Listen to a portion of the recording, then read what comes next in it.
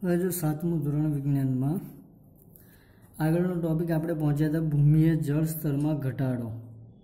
બરાબર.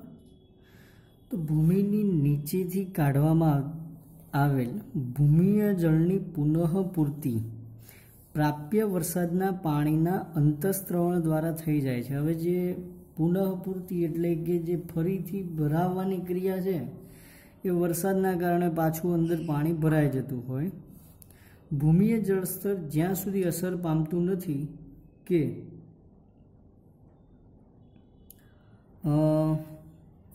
જ્યાં સુધી આપણે એટલું પાણી જ બહાર કાઢીએ છીએ કે જેટલું કુદરતી પ્રક્રિયા દ્વારા પુનઃપૂર્તિ થયેલ હોય. જો પાણીની પર્યાપ્ત રૂપે પુનઃપૂર્તિ ન થાય તો ભૂમિય જળસ્તર નીચે ઉતરી જાય. મતલબ કુદરતી રીતે જો એ પાણી પાછું ભરાઈ જાય છે તો હતું એનું એ સ્તર જળવાઈ રહે, પરંતુ વરસાદનું પાણી એ જમીનમાં નથી ઉતરતું તો ભૂગર્ભીય જળની સપાટી નીચે ઉતરતી જાય. જનસંખ્યામાં વધારો. તો આ થવા માટેના અનેક કારણો, જેમાં પહેલું છે જનસંખ્યામાં વધારો. ઔદ્યોગિક તથા કૃષિ પ્રવૃત્તિની ભૂમિય જળ સ્તરને અસર કરવાવાળા કેટલાક સામાન્ય કારકો છે. એટલે કે જનસંખ્યામાં વધારો છે તો જેટલી વસ્તી વધશે એટલું જ મીઠા પાણીનો ઉપયોગ વધારે થશે, ખેતી માટે પણ વધારે થશે અને ઔદ્યોગિક રીતે પણ એનો વધારે ઉપયોગ કરે તો એના કારણે જે ભૂમિય જળ છે એનું સ્તર ઘટતું જાય. ત્યાર પછી જનસંખ્યા વધી, ઔદ્યોગિક એકમો વધારવા પડે, પછી કૃષિ પેદાશો વધારવા માટે ઘણો બધો રાસાયણિક ખાતરો, બરાબર, જંતુનાશક દવાઓનો ઉપયોગ કરે તો એક પ્રકારે શું કરે છે, પર્યાવરણમાં પ્રદૂષણ ફેલાવે છે. તો આ પ્રદૂષણ ફેલાવાને કારણે વરસાદ ઓછો આવશે. તો ઓછો વરસાદ એક અન્ય કારક છે જે ભૂમિય જળ સ્તરને ઓછું કરી દે છે. ભૂમિય જળ સ્તરને અસર કરવાવાળું અન્ય કારક છે જંગલોનો નાશ. જો જંગલોનો નાશ પણ અહીંયા આગળ મનુષ્ય માટે જરૂરી બને, કારણો એ શું કરે છે તો જંગલોનો નાશ કરી પોતાના અસ્તિત્વ ટકાવવા માટે વધારે ને વધારે જંગલની પેદાશો છે એના ઉપર આધાર રાખતો હોય. જેમ કે લાકડું છે, ઇમારતી લાકડું, પછી ઘણી બધી દવાઓ હોય. એ સિવાય ખેતીલાયક જમીન માટે પણ જંગલોનો નાશ કરવામાં આવતો હોય છે. તો હવે પહેલો પોઈન્ટ છે કે વધતી જતી વસ્તી. તો વસ્તીમાં વધારો થવાથી ઘરો, દુકાનો, કાર્યાલયો અને રોડના નિર્માણની માંગમાં વધારો થઈ જાય છે. આનાથી ખેતીલાયક જમીન, બગીચા અને રમતના મેદાનો જેવા ખુલ્લા ક્ષેત્રોમાં ઘટાડો થઈ જાય છે.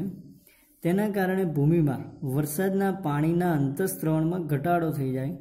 જો ખુલ્લા વિસ્તારમાં આવી જ રીતે ઘટાડો થતો રહ્યો તો તેનું પરિણામ શું થશે? હવે જો વિચારો કે જેટલી વસ્તી વધી રહી છે એ દરેકની જરૂરિયાત પૂરી કરવા માટે, જેટલા પણ વ્યક્તિઓ છે દરેકની પોતાની જરૂરિયાત પૂરી કરવા માટે જો ખેતીલાયક જમીન છે એનો ઉપયોગ વધારે ને વધારે રહેઠાણ માટે કરી દે તો ખેતીલાયક જમીન જ ન વધે, અને ખેતીલાયક જમીન ન વધે તો ખેતી ન કરી શકાય, વનસ્પતિ ન મળે તો પછી મનુષ્યનું જીવન જે છે ત્યાં જ અટકી પડે.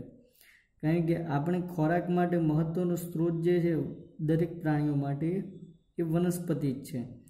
બરાબર. ઘણા પ્રાણીઓ પ્રત્યક્ષ રીતે તો ઘણા પ્રાણીઓ પરોક્ષ રીતે, પરંતુ વનસ્પતિ ઉપર જ આધાર રાખે. જેમ કે હરણ, તમે એમ કહી શકો કે સિંહ ક્યારેય ઘાસ ના ખાય, પરંતુ સિંહ હરણ ન ખાઈ શકે, અને હરણ શું ખાશે તો ઘાસ ખાશે. એટલે એમ તો વનસ્પતિ ઉપર આધાર રાખે.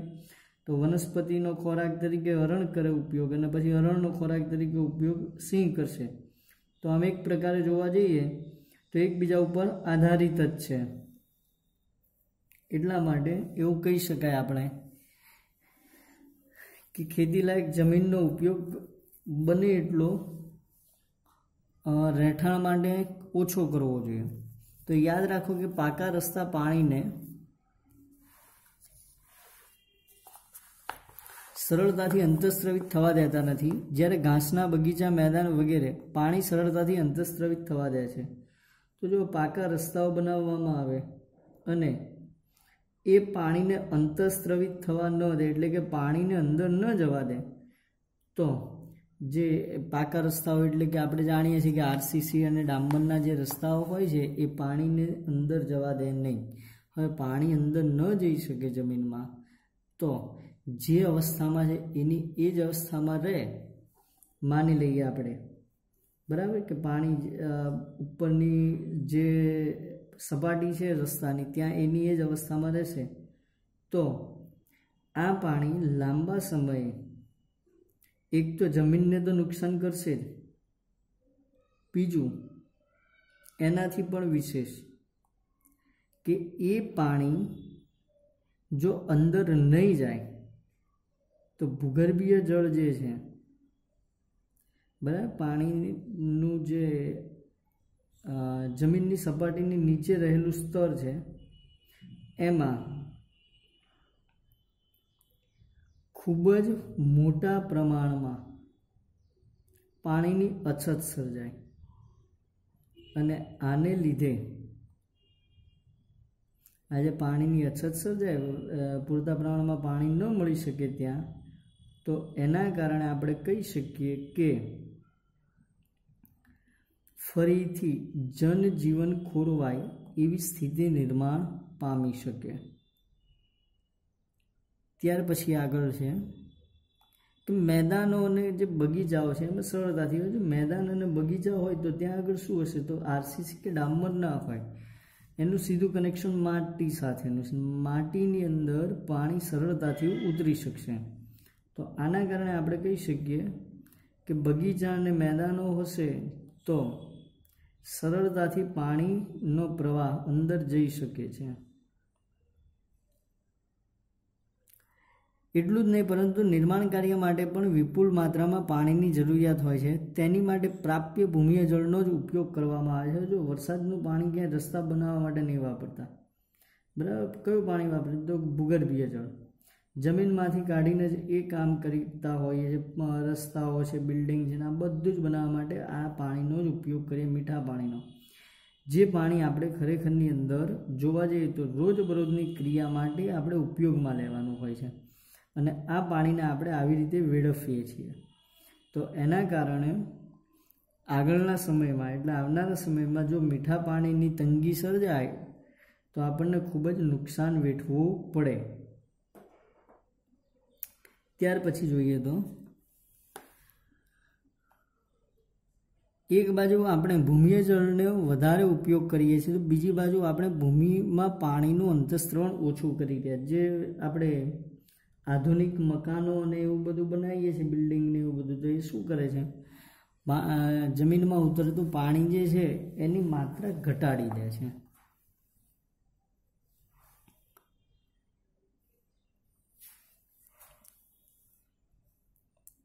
આના કારણે ભૂમિય જળસ્તરમાં ઘટાડો થાય છે. વાસ્તવમાં અનેક શહેરોના કેટલાક ભાગોમાં ભૂમિય જળસ્તર ચિંતાજનક સ્વરૂપ અત્યાધિક નિમ્ન સ્તરો સુધી પહોંચી ગયું. મતલબ જે ઘણી બધી જગ્યાએ જો શહેરો બનશે ત્યાં આગળ રોડ, રસ્તા, મકાન ને આવું બધું હોય. હવે ત્યાં ફ્લેટ બની રહ્યો છે. હવે વિચારીએ કે આપણે એક ઉદાહરણ લઈએ કે એક જગ્યાએ 10 માળનો ફ્લેટ બનાવ્યો. 10 માળનો ફ્લેટ છે તો વરસાદનું પાણી શું 10મા માળે જે ધાબે રહેલું છે જમીનમાં ઉતરી શકે ખરું? ના ઉતરે. તો આટલું પાણી છે જમીનમાં નહીં ઉતરે તો ત્યાં નીચે રહેલી એક તો જે ભૂગર્ભીય જળ હશે એ કોઈના ઉપયોગમાં ના આવે, બરાબર. કોઈ પોતાના ઘરની અંદર કંઈ ખાડો કરી અને પછી પાણી નહીં કાઢે.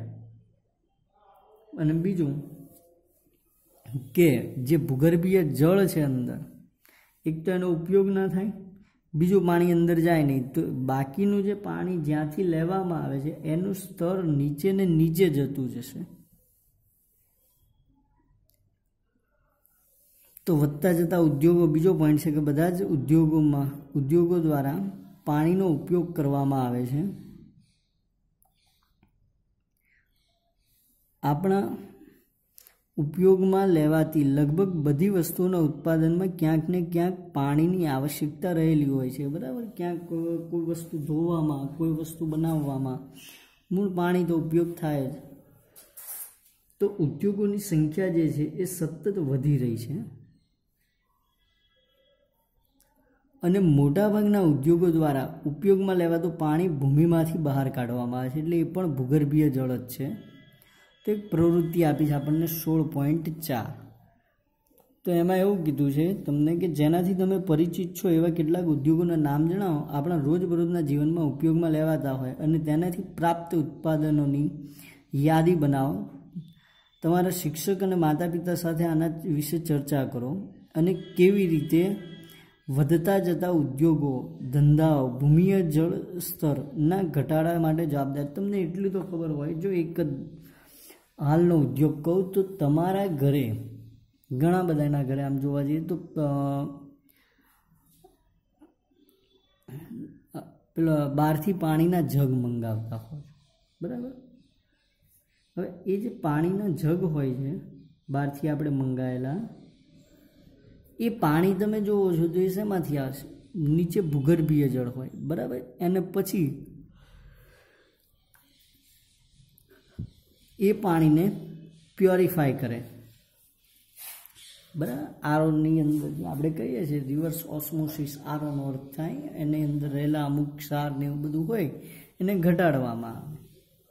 તો આ જે પ્રક્રિયા છે રિવર્સ ઓસ્મોસિસ, આરોની વાત કરી, બરાબર.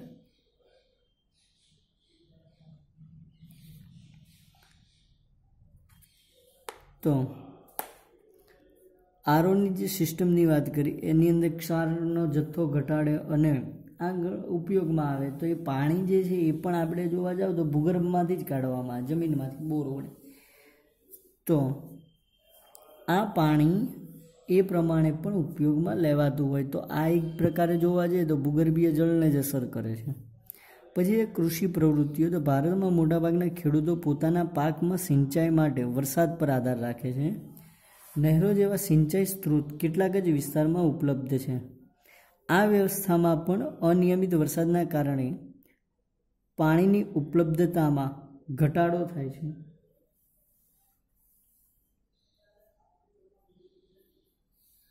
તો જો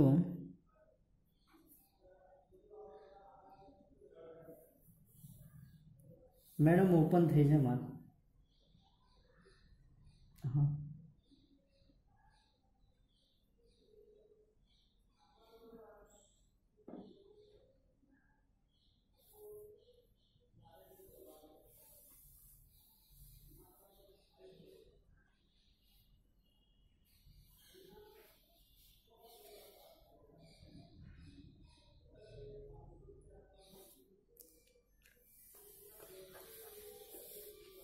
તો જો એની અંદર આપણે જોઈએ આગળ, તો નહેરો જેવા સિંચાઈ સ્ત્રોત કેટલાક જ વિસ્તારમાં ઉપલબ્ધ છે. આ વ્યવસ્થામાં પણ અનિયમિત વરસાદના કારણે પાણીની ઉપલબ્ધતામાં ઘટાડો થઈ શકે છે. તો નહેરો અને બધું દરેક જગ્યાએ ન હોય તો પાણીની ઉપલબ્ધતા એટલે કે પાણી પૂરતા પ્રમાણમાં ન મળી શકે.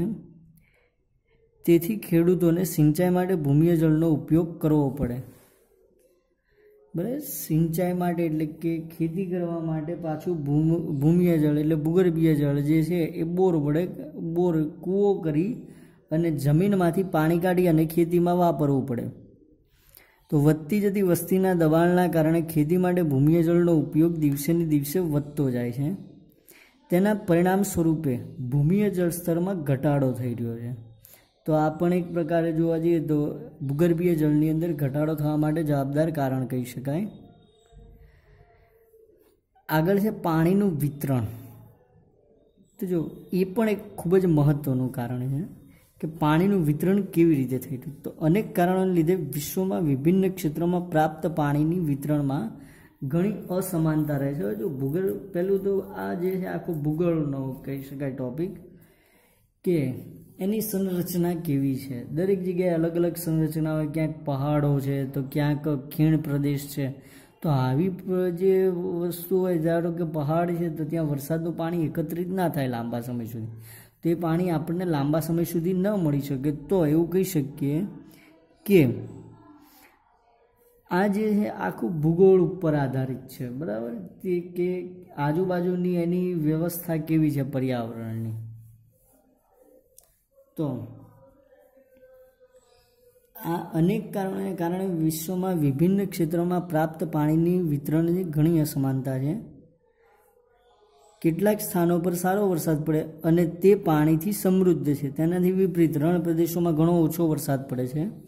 તો ભારત ખૂબ મોટો દેશ છે જેના બધા ક્ષેત્રોમાં એક સરખો વરસાદ પડતો નથી. કેટલાક ક્ષેત્રોમાં જે સ્થાનો છે ત્યાં અત્યંત વધારે વરસાદ છે, જ્યારે કેટલાક સ્થળો પર ખૂબ જ ઓછો વરસાદ થાય. તો અત્યંત વધારે વરસાદથી પૂર આવે, જ્યારે વરસાદના ઘટાડાથી દુષ્કાળ આવે છે. એટલે આપણા દેશમાં એક જ સમયે કોઈ સ્થાને પૂર તો કોઈક સ્થાને દુષ્કાળ હોઈ શકે છે. બરાબર. ઉત્તરના જે રાજ્યો છે ત્યાં આગળ પૂરની સમસ્યા બહુ ઓછી થાય, પરંતુ દક્ષિણના રાજ્યમાં ઘણી વધારે હોય. જેમાં કેરળનું તમે હજી હમણાં જ એક ઉદાહરણ લઈ શકાય. તો પ્રવૃત્તિ નંબર 16.5 છે કે આપણા ભારત દેશમાં સરેરાશ વાર્ષિક વરસાદનું વિતરણ દર્શાવતો નકશો આકૃતિ 16.8માં બતાવ્યો, જે પાછળ છે. નકશામાં એ વિસ્તાર શોધો કે જ્યાં તમે વસવાટ કરો છો. તો નકશામાં આપણે જોઈ શકીએ કે ગુજરાતની અંદર આપણે વસવાટ કરીએ. શું તમારા ક્ષેત્રમાં પર્યાપ્ત વરસાદ પડે છે? શું આપણા ક્ષેત્રમાં પર્યાપ્ત વરસાદ પડે છે? તો હમણાં થોડા સમયથી જોવા જઈએ તો પર્યાવરણના અસંતુલનને કારણે થોડું વધારે ઓછું હોઈ શકે, પરંતુ નદી કાંઠો હોવાથી વરસાદ ઓછો કે વધારે ગમે તે હોવા છતાં ખેતીલાયક પાણી તથા અન્ય ઉદ્યોગોમાં જરૂરી પાણી આપણને સરળતાથી મળી શકે છે. શું તમારા ક્ષેત્રમાં વર્ષ દરમિયાન પર્યાપ્ત પાણી ઉપલબ્ધ રહે છે? તો આપણે નદી કાંઠો હોવાથી મળી રહે પાણી. એ પણ સંભવ હોઈ શકે કે આપણે કોઈ એવા ક્ષેત્રમાં વસવાટ કરીએ જ્યાં વરસાદ પર્યાપ્ત પડે છે છતાં પણ પાણીની ઘટ રહે. જો આવું પણ થઈ શકે છે, જેમ કે નર્મદાનું પાણી વરસાદ હોય ત્યારે આપણે કહીએ છીએ ઘણું બધું છે, પરંતુ એ પાણી નર્મદાનું પાણી છે અંતે જાય છે ક્યાં? સમુદ્રમાં. તો જ્યારે દરિયામાં જતું રહે પાણી, તો એ પાણીનો જથ્થો એટલો રહેશે નહીં. શું આપણે એમ કહી શકીએ કે જળ સ્ત્રોતના આયોગ વ્યવસ્થાપનના કારણે આમ થાય? તો ઘણું વ્યવસ્થાપનને કારણે પણ થાય. બરાબર. એ નર્મદાનું પાણી જો આપણે પહેલેથી જ ખેડૂતોને આપી દે, સપ્લાય કરી દીધું હોય, તો એ પાણીનો ઉપયોગ ચોક્કસ ખેતી માટે થઈ શકતો હતો. તો તમે જોઈ શકો છો કે એક તમને અહીંયા નકશો આપેલો છે, જેની અંદર ઘાટું પહેલું જોવા જઈએ તો ઘાટા બ્લુ રંગથી દર્શાવ્યું છે. એમાં કીધું 400 સેમીથી વધારે વરસાદ પડતો હોય એવો પ્રદેશ. પછી 200થી 400 વાળો છે, 100થી 200, 60થી 100, 40થી 60, 20થી 40 અને 0થી 20 વચ્ચે પણ હોઈ શકે એમ. તો આપણે આ જે ગુજરાતનો ભાગ છે ત્યાં રહીએ છીએ. તો આગળ જોઈએ હવે છે જળ વ્યવસ્થાપન. બરાબર. તો ધોરણ 6માં અભ્યાસ કર્યો કે અનેક સ્થાનો પર પાણીનું સતત નિયમિત વિતરણ પાઇપલાઇન દ્વારા કરવામાં આવે. જ્યારે સ્થાનિક સત્તાતંત્ર વડે પાઇપો દ્વારા મોકલાયેલું બધું જ પાણી તેના અંતિમ સ્થાન સુધી પહોંચી શકતું નથી, ત્યારે તમે જોયું હશે કે પાણીનો પુરવઠો પૂરો પાડતી પાઇપલાઇનમાં ભંગાણ જોવા મળે અને પાઇપમાંથી પુષ્કળ પાણી બહાર ધસી આવે છે. તો સ્થાનિક તંત્રની જવાબદારી છે કે તે આવા અમૂલ્ય પાણીનો વ્યય અટકાવે. આપણે ઘણી બધી જગ્યાએ જોઈએ છીએ કે પંક્ચર કેવું થયું હોય અથવા તો પાણીની પાઇપ હોય એ તૂટી ગઈ હોય તો પણ વધારે પાણી બહાર વ્યય થાય. તો પાણીનો વ્યય એ વ્યક્તિગત સ્તર પર પણ અસર થઈ શકે. જાણે કે અજાણે આપણે બ્રશ કરતાં, દાઢી કરતાં, નહાતા કે બીજી અન્ય ક્રિયાઓ કરતાં પણ પાણીનો વ્યય કરીએ છીએ. નળમાંથી પાણી ટપકે એ પણ પાણીનો બહોળો વ્યય છે. જો ધીમે ધીમે કરતો પાણીમાંથી નળમાંથી જે પાણી ટપકે છે એ પણ સૌથી મોટો વ્યય કહી શકાય. માની લઈએ કે આપણે ચલો એવું માનીએ કે એ પાણી ટપકે છે અને ઘણું બધું લાંબા સમય સુધી ટપકે રાખે, તો એના કારણે એવું કહી શકાય કે એક દિવસમાં 1 ડોલ જેટલું હોય. તો તમે વિચારો મહિનામાં કેટલું થયું? 30 ડોલ થાય. બરાબર. અને આખા વર્ષમાં જોવા જઈએ તો 365 ડોલ પાણી વ્યય કરીએ છીએ એમ કહી શકીએ. તો આગળ છે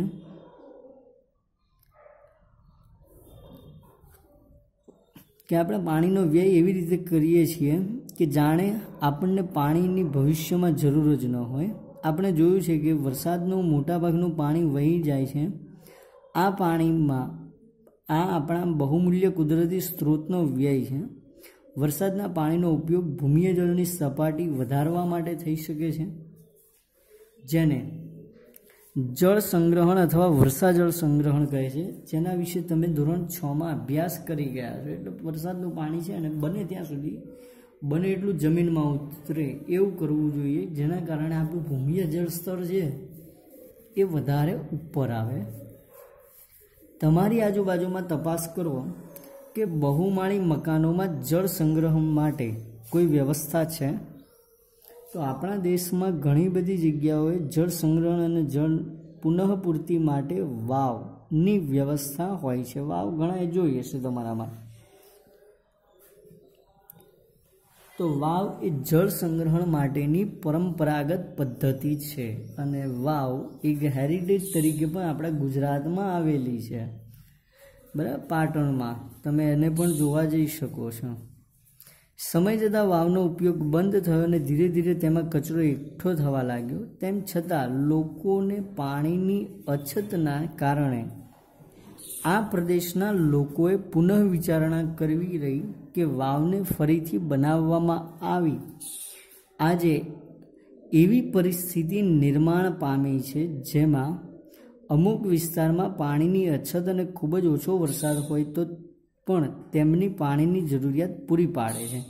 જો વાવમાં શું હોય તો એક પ્રકારે જોવા જઈએ તો કૂવા જેવી જ રચના હોય, બરાબર, પરંતુ પાણી તમે લેવા માટે છેક નીચે સુધી જઈ શકો એવા પગથિયા બનાવેલા હોય. એક તો એ પોઈન્ટ છે. બીજું, જ્યારે સૂર્ય ઉપર આવે ને ત્યારે જ એની ઉપર તાપ પડે, આમ પ્રકાશ પડે, તડકો હોય. બાકી સૂર્ય જ્યારે એનો જે ગોળાકાર ભાગ છે એનાથી થોડો બહાર નીકળી જાય ત્યારે એની ઉપર સીધો પ્રકાશ નહીં પડે. આ સીધો પ્રકાશ નહીં પડે તો પાણીનું બાષ્પીભવન ઓછું થાય, એટલે કે પાણી બાષ્પ સ્વરૂપે બની અને જે વાતાવરણમાં જાય છે એ માત્રા ઓછી થઈ જાય, જેના કારણે પાણી લાંબા સમય સુધી ટકી શકે. પછી નીચે પાણી હોવાથી જે બહારની સપાટી ઉપર એમ કહી શકીએ કે જમીનની સપાટી ઉપર જે ધૂળના રજકણો ફરતા હોય ને બધું જે પાણી, તો જમીનમાં ખૂબ જ નીચે હોવાને કારણે એટલું પાણી અશુદ્ધ પણ નહીં થાય. તો ખેડૂત પાણીનો ઉપયોગ ઓછા વ્યય સાથે કરી શકે તેમ ટપક સિંચાઈ પદ્ધતિ વિશે સાંભળ્યું હશે. ટપક સિંચાઈ પદ્ધતિમાં છોડના તળિયા સુધી પાણીને પહોંચી શકે તે રીતે સાંકડા વ્યાસવાળી નળી એટલે નાની પાઇપોમાંથી પાણી પહોંચાડવામાં આવે છે. તો જો એક કેસ અધ્યયન છે તેમાં એવું કીધું છે, ગુજરાતમાં કચ્છના ભુજપુર નામની જગ્યાએ અનિયમિત રૂપે વરસાદ પડે છે. અહીં શુદ્ધ જળનો એકમાત્ર સ્ત્રોત ભૂમિજળ જ છે, કારણ કે આ વિસ્તારની નદીઓ સંપૂર્ણ વર્ષ દરમિયાન જળથી ભરપૂર રહેતી નથી. અલ્પજીવી નદીઓ જેને કહેવાય, બરાબર, આ નદી અલ્પજીવી કહેવાય, જેના કારણે જીવન કહેવાય પરંતુ અલ્પ જીવન, બરાબર. તો વર્ષો જતાં જળની માંગ વધી રહી છે. જો બીજી વસ્તુ તો કચ્છ વિસ્તાર છે, તો કચ્છ વિસ્તાર વિશે એટલું પણ યાદ રાખવું કે આખા ગુજરાત જો જોવા જઈએ તો આપણે એમ કહી શકીએ કે 3 ભાગની અંદર વહેંચી શકાય. એક તળ ગુજરાતનો પ્રદેશ છે, એક પ્રદેશ એવો કહી શકીએ જે કચ્છ છે અને એક સૌરાષ્ટ્ર છે.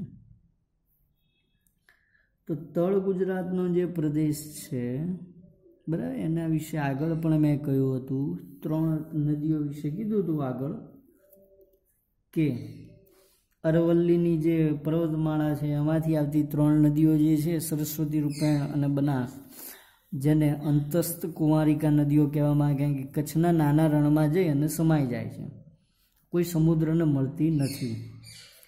એવી જ રીતે જોવા જાઓ તો સૌથી વધારે નદીઓ એ કચ્છમાં આવેલી છે. આખા ગુજરાતમાં સૌથી વધુ નદીઓ તમે સર્ચ કરજો ગૂગલમાં તો એ તમને કચ્છ પ્રદેશમાં મળશે. અને સૌથી વધારે નદીઓ જે કચ્છમાં છે એ વધુ માત્રામાં અલ્પજીવી નદીઓ છે, મતલબ એમાં પાણી બારે માસ રહેતું નથી, બરાબર. જ્યારે વરસાદની સિઝન આવે, ઋતુ હોય, ત્યારે થોડો ટાઈમ રહે પાણી, પછી પાણી ના હોય, એટલા માટે એને અલ્પજીવી નદી કહેવામાં આવે છે. તો આવી નદીઓ આવેલી છે.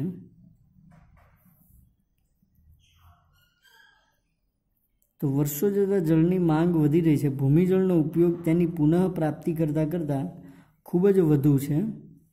આને પરિણામે ભૂજળ સપાટી ચિંતાજનક રીતે નીચે જતી જાય છે. તો ભૂમિય જળ જે છે એ નીચે જતું જાય. 1989માં ગ્રામવાસીઓએ બિનસરકારી સંગઠન સાથે જોડાઈને વરસાદના પાણીનો સંગ્રહ કરવાનું નક્કી કર્યું. તો રૂકમાવતી નદી અને તેની અનેક સહાયક નદીઓ પર 18 જેટલા ચેક ડેમ બાંધવામાં આવ્યા. આથી પાણીમાં અંતઃસ્ત્રવણ વધ્યું, પાણીના ટાંકાઓ ભરપૂર થયા. ખેડૂતોના મત મુજબ કૂવાઓ હવે પાણીથી ભરપૂર છે અને જે પાણી સમુદ્રમાં વહીને વ્યય પામતું હતું તે પાણી હવે સિંચાઈ માટે ઉપયોગી બન્યું. તો ચેક ડેમ બનાવી અને આવી પ્રવૃત્તિ કરવામાં આવી, જેના કારણે પાણીની અંતઃસ્ત્રવણ ક્ષમતા હતી એ વધારી શકાય. હવે આગળનો જે ભાગ છે એ છે તમારું શું યોગદાન હોઈ શકે. તો શું તમે તમારા ઘર, શાળા અથવા બીજા કોઈ સ્થાન પર વહેતું એટલે કે વ્યય પામતું પાણી જોઈને નળ બંધ કર્યા છે? બગડી ગયેલા નળના કારણે પાણીનો વ્યય વધુ થાય છે. તમારે આ પાણીના વ્યયને અટકાવવા માટે પ્રયત્ન કરવા જોઈએ. પાણીના વ્યયને અટકાવવા માટે ઘણા ઉપાયો કરી શકાય. તો ચાલો આપણે શરૂ કરીએ કે અહીં થોડાક ઉદાહરણો આપેલા છે, થોડા બીજા ઉમેરો. તો પાણીને બચાવવા માટેના જે ઉપાયો છે, તો એની અંદર પહેલું છે કે બ્રશ કરતી વખતે નળ બંધ રાખવો. ભોંય તળિયાને ધોવાને બદલે પોતું કરવું. જો આ 2 ઉપાયો છે, બરાબર. એ સિવાય તમે એમ કહી શકો કે બિનજરૂરી પાણી હોય, માની લઈએ કે ચલો અહીંયા જે એક ઉદાહરણ આપ્યું છે પોતું કરવું. પોતું કર્યા પછીનું પાણી જે છે એને શું કરવું જોઈએ? તો ખુલ્લા મેદાનો છે એમાં ઢોળી દો, જેના કારણે એ પાણી જમીનમાં ઉતરી શકે, બરાબર. 1 ડોલ જેટલું તો ડોલ જેટલું. આપણે જે ગટરમાં નાખીએ છીએ તો ગટરમાં થાય શું એ પાણી, જો ઘણી બધું શું થતું હોય છે, ગટરોનું પાણી સીધું નદીને આપે છે, નદી પાણી છે એ સમુદ્રમાં ઠાલવી દે. તો આમ દરિયાઈ પ્રદૂષણ થઈ રહ્યું, જળ પ્રદૂષણ. એના બદલે એ જ પાણી જો શુદ્ધિકરણ કરવામાં આવે, કે શુદ્ધિકરણ એટલે શું, તો ઘન કચરો જે છે એને દૂર કરી દઈએ, પછી ક્લોરિનેશન કરી દો, એટલે કે ક્લોરિન નાખી અને પાણીનું જે અંદર જંતુમુક્ત હોય એ જંતુમુક્ત કરવાનું, અને અમુક બેક્ટેરિયા અને રસાયણો હોય એની ક્રિયા નિષ્ક્રિય થઈ જાય. હવે આવું જે પાણી છે ને આપણે પીવામાં તો ના ઉપયોગ કરીએ, પરંતુ એ પાણીનો ઉપયોગ આપણે ખેતી માટે તો કરી શકીએ, અને એ માટે ખેતી માટે ઉપયોગ કરી અને એ પાણી આપણે મીઠા પાણીની જગ્યાએ આવું પાણી પણ વાપરી શકાય. તો વનસ્પતિ ઉપર પાણીની અછતની અસર જોઈએ તો તમે જોયું જ હશે કે કુંડાના છોડને પાણી ન પાઈએ તો તે કરમાઈ જાય છે, પછી સુકાઈ જાય. તમે પ્રકરણ 1માં અભ્યાસ કરી ગયા કે વનસ્પતિને ખોરાક બનાવવા માટે જમીનમાંથી પાણી દ્વારા પોષક તત્વોનું શોષણ કરવું પડે. જરા કલ્પના કરો કે જો છોડ માટે પાણી પર્યાપ્ત ન હોય તો પૃથ્વી પર ન હોય તો વનસ્પતિ કરમાવવા લાગે, સુકાઈ જાય, પૃથ્વી પરની લીલોતરી નષ્ટ થઈ જાય. આનો અર્થ એ થાય કે તમામ જીવનનો અંત થાય. જો હમણાં જ કીધું, કોઈ સીધા તો કોઈ પરોક્ષ રીતે વનસ્પતિ સાથે સંકળાયેલા છીએ ખોરાક માટે, કેમ કે વનસ્પતિ વગર વિશ્વનો અર્થ કોઈ ખોરાક નહીં અને કોઈ ઓક્સિજન નહીં, પૂરતો વરસાદ નહીં અને અસંખ્ય અન્ય સમસ્યાઓ પ્રદૂષણને કારણે જે ફેલાય. તો એક સફળ પહેલ છે જેના વિશે જોઈએ તો રાજસ્થાન એક ગરમ સૂકો પ્રદેશ છે. પાણીની પ્રાકૃતિક અછતને એક સફળ પ્રયોગ દ્વારા હલ કરવામાં આવી. સામાજિક કાર્યકર્તાની એક ટુકડીએ અલવર જિલ્લાના સૂકા વિસ્તારને હરિયાળા વિસ્તારમાં ફેરવી નાખ્યો. તેઓએ અરવેરી, રૂપરેલ, સરસા, ભગાની અને જહાજવાલી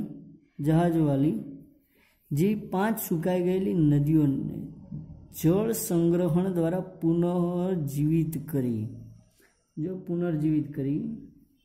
તો જળ સંગ્રહણ દ્વારા ઉપયોગમાં ઘણું બધું આપણે પાણી લઈ શકીએ છીએ. હવે જો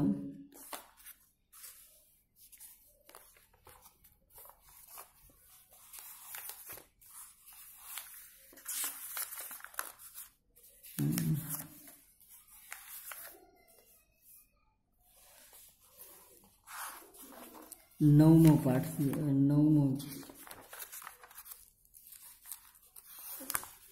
10મો પાઠ જોઈએ.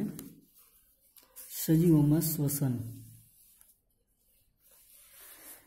તો એક દિવસ બુજો તેના દાદા દાદી જે 1 વર્ષ પછી શહેર આવવાના હતા તેની આતુરતાથી રાહ જોતો હતો. તે હકીકતમાં ખૂબ જ ઉતાવળમાં હતો, કારણ કે તે બસ સ્ટોપ પરથી તેમને લઈ આવવા ઈચ્છતો હતો. તે ઝડપથી દોડ્યો અને થોડી જ મિનિટોમાં બસ સ્ટોપ પર પહોંચ્યો. તેની દાદીએ પૂછ્યું કે કેમ આટલો બધો ઝડપી શ્વાસ લઈ રહ્યો? તો બુજોએ કહ્યું કે પૂરા રસ્તે દોડતો આવ્યો. પણ એક પ્રશ્ન તેના મનમાં થયો. તેને આશ્ચર્ય થયું કે શા માટે દોડતી વખતે શ્વાસ ઝડપી થાય છે. જો આમ ખાલી દોડવાની જ ક્રિયા નહીં, આપણી ઘણી બધી ક્રિયાઓ એવી હોય છે જ્યારે આપણે ઝડપથી કાર્ય કરીએ છીએ તો આપણને શ્વાસ ચડવો, ત્યાં સોજો આવવો, એની પણ ક્રિયા અહીંયા આગળ લખેલું હશે, આગળ તમારે આવશે ભણવામાં કે શેના કારણે સોજો આવતો હોય. તો આવું બધું થતું રહે છે. ત્યાર પછી બુજોના આ પ્રશ્નમાં આપણે શ્વાસ શા માટે લઈએ છીએ તેનો જવાબ સમાયેલ છે. શ્વાસોચ્છ્વાસ એ શ્વસનનો એક ભાગ છે. શ્વાસોચ્છ્વાસ જે છે એ શ્વસન ક્રિયા છે. તો શ્વસન વિશે શીખીએ તો આપણે શ્વસન શા માટે કરીએ છીએ, પહેલો પ્રશ્ન જ એ કીધો છે. તો પ્રકરણ 2માં શીખી ગયા કે દરેક સજીવ નાના સૂક્ષ્મદર્શી એકમો જેને કોષ કહીએ છીએ તેનાથી બને. જો સજીવનો પાયાનો એકમ શું છે? કોષ. બરાબર, અંતિમ એકમ જેને કહી શકાય. કોષ એ સજીવનો રચનાત્મક અને ક્રિયાત્મક એકમ છે. આ ખાસ કારણ યાદ રાખજો કે સજીવનો રચનાત્મક અને ક્રિયાત્મક એકમ એટલે કોષ. કારણ આવા નાના નાના કોષ એકઠા થઈ અંગ બને, આવા અંગોથી શરીર બને. તો આખી શરીરની રચના થઈ એ રચનાત્મક એકમ કયો થયો? કોષ. બીજું, આપણે કોઈ પણ કાર્ય કરીએ છીએ ને તો કાર્યમાં ખરેખર કાર્ય કોણ કરતું હોય? કોષ કાર્ય કરે છે. કોષની અંદર જૈવ રાસાયણિક ક્રિયાથી ઉર્જાનું નિર્માણ થાય. કારણ કે ખોરાક હોય એનું દહન થાય, ઓક્સિજન જે આપણે લઈએ ઓક્સિજન કોષમાં પહોંચે. ઓક્સિજન દહન પોષક વાયુ છે એટલે દહન થવામાં મદદરૂપ થાય અને એના કારણે ખોરાકનું દહન થતાં એ દહનને અંતે કાર્બન ડાયોક્સાઇડ નિર્માણ પામે, જેને આપણે ઉચ્છ્વાસમાં બહાર કાઢીએ છીએ. અને આ જ કાર્બન ડાયોક્સાઇડ વાયુ ને અને જે દહન થવાની ક્રિયા છે એમાં ઉર્જા મુક્ત થાય. તો સજીવનો દરેક કોષ ચોક્કસ પ્રકારના કાર્ય કરે છે, જેમ કે પોષણ, પરિવહન, ઉત્સર્જન અને પ્રજનન. આ કોષ છે એ દરેક પ્રકારનું કાર્ય કરતો હોય. તો ત્યાર પછી છે જેમ કે પોષણ, પરિવહન, ઉત્સર્જન અને પ્રજનન, આ બધા કાર્ય કરવા માટે કોષને શક્તિની જરૂર પડે છે. ખાતી, સૂતી અને વાંચતી વખતે પણ આપણને શક્તિની જરૂરિયાત પડે. તો તમે કોઈ પણ ક્રિયા કરો છો તો એ સમય દરમિયાન પણ આપણે ઉર્જાની જરૂરિયાત હોય જ છે. કેમ કે આપણે બેઠા બેઠા અત્યારે જો બોલીએ છીએ તો બોલવામાં પણ ઉર્જા જાય. એ સિવાય તમે કંઈ નથી કરતા સૂઈ ગયા છો તો પણ તમારા શરીરની પાચન ક્રિયા, હૃદયના ધબકારા, રુધિરનું પરિભ્રમણ, બરાબર, તમારા મગજની અંદર વિચારો, આ બધી જ ઘટનાઓ ચાલુ હોય તો એ દરેક માટે ઉર્જાની જરૂરિયાત તો રહેલી જ છે. એટલે શક્તિની જરૂર પડે છે. પરંતુ આ શક્તિ ક્યાંથી આવે છે? શું તમે કહી શકો કે તમારા માતા પિતા શા માટે તમને ખોરાક નિયમિતપણે લેવાનું કહે છે? ખોરાકમાં સંગ્રહિત ઉર્જા હોય છે જે શ્વસન દરમિયાન છૂટી પડે. ખોરાકની અંદર શું હોય છે? ઉર્જા. એ આપણે શ્વસન કરીએ એ દરમિયાન છૂટી પડે છે. તેથી બધા સજીવો ખોરાકમાંથી શક્તિ મેળવવા માટે શ્વસન કરે છે. શ્વાસોચ્છ્વાસ દરમિયાન આપણે હવા લઈએ છીએ. તમે જાણો છો કે હવામાં ઓક્સિજન હોય છે. આપણે ઉચ્છ્વાસ દરમિયાન કાર્બન ડાયોક્સાઇડ બહાર કાઢીએ છીએ. આપણે જે હવા અંદર લઈએ છીએ તે આપણા શરીરના વિવિધ ભાગોમાં દરેક કોષમાં પહોંચે છે. આ કોષ હવામાં રહેલા ઓક્સિજન ખોરાક તોડવામાં મદદરૂપ કરે, મતલબ દહન કરવામાં મદદરૂપ થાય છે.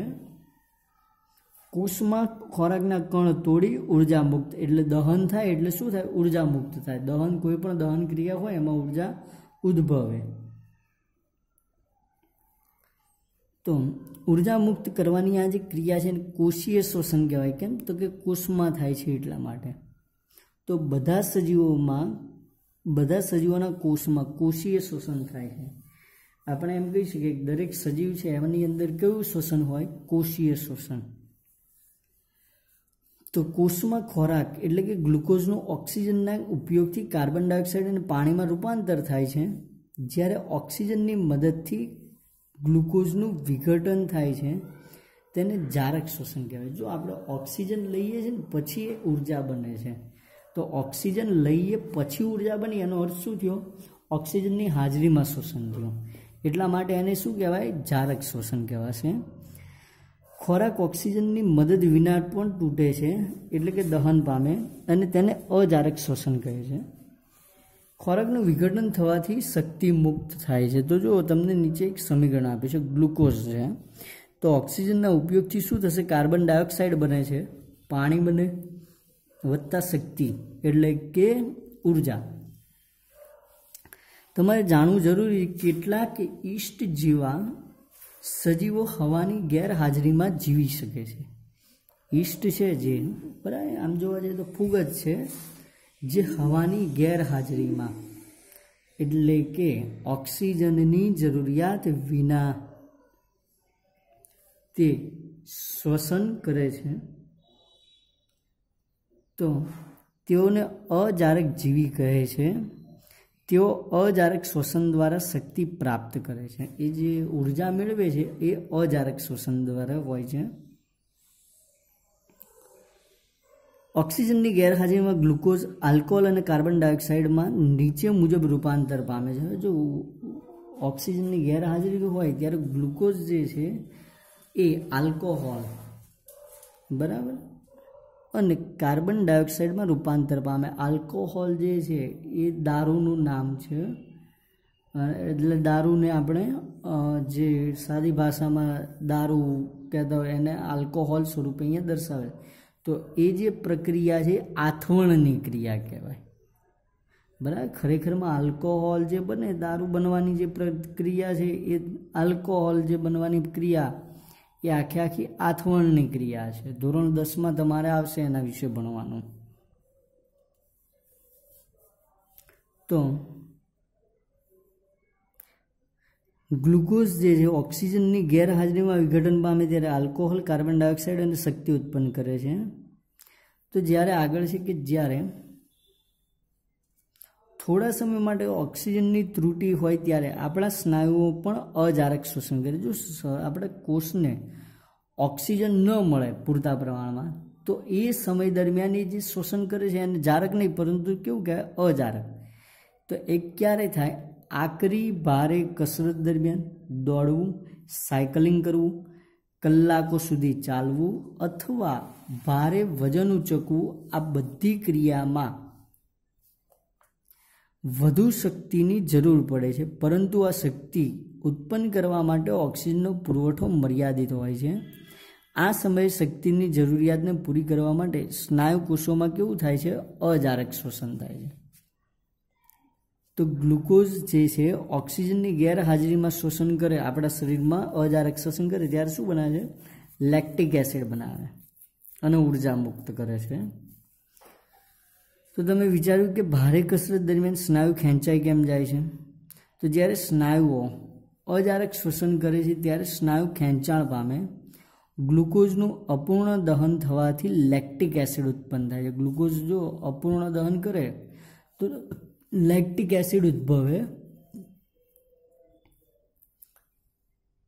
આ લેક્ટિક એસિડ એકઠો થવાને કારણે સ્નાયુ ખેંચાય છે અને જ્યારે ગરમ પાણીથી સ્નાન કરવામાં આવે અથવા માલિશ કરવામાં આવે છે ત્યારે આપણને ખેંચાણથી છુટકારો મળે. તો શું તમે અનુમાન બાંધી શકો કે આવું શા માટે થાય? તો ગરમ પાણીનું સ્નાન અને માલિશ જે છે રુધિરના વહનને કેવું બનાવે? ઝડપી, જેના પરિણામે સ્નાયુઓને મળતા ઓક્સિજનનું પ્રમાણ વધે અને વધતો ઓક્સિજનનો જે જથ્થો છે એ લેક્ટિક એસિડનું પાછું શેમાં રૂપાંતર કરી દે છે? કાર્બન ડાયોક્સાઇડ અને પાણી. બરાબર, તો એ જારક શ્વસન જેવી પ્રક્રિયા થઈ જાય છે અંતે. તો યીસ્ટ જે છે એક કોષી સજીવ છે, તે અજારક રીતે શ્વસન કરે છે. આ પ્રક્રિયા દરમિયાન આલ્કોહોલ બને, તેથી તેનો ઉપયોગ વાઇન અને બિયર બનાવવા માટે થાય છે, જેનો આગળ મેં કીધું કે દારૂની બનાવટની અંદર આ પદાર્થો વપરાતા હોય છે. તો હવે જે શ્વસનનો ટોપિક છે નેક્સ્ટ ટાઈમ લઈએ. બરાબર, આટલા સુધી રાખીએ છીએ આજે.